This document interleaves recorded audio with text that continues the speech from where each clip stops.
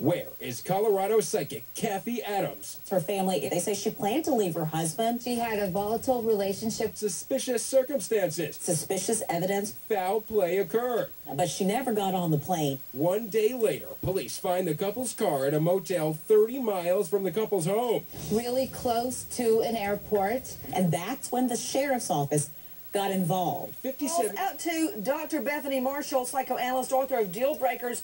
Bethany, the psychic that we had on as a guest was describing psychic junkies, that, you know, there are people that have to call their psychic before they make any move. They're on the phone with them, they go visit them almost daily, and they get obsessed before they will do anything. They consult a psychic. They get addicted to the psychic.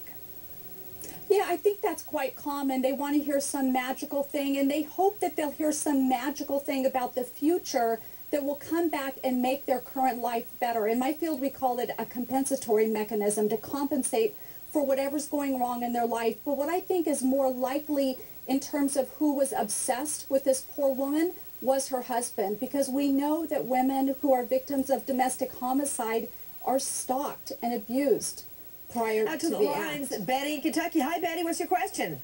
It's a pleasure to talk to you, Nancy, finally. Likewise.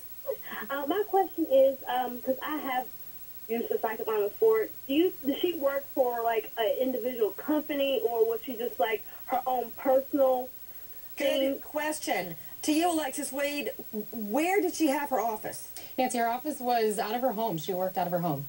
Okay, you know, all you people that poo-poo psychics, about 1995, I poo-pooed them my whole life. A friend who will remain nameless got me to go have my cards read. 1995 said I would marry late in life to a man I already knew.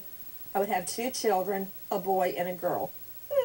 Okay, out to the lines. Dot, Virginia. Hi, Dot. Hey, Nancy. I've been trying to get in contact with you for a long time.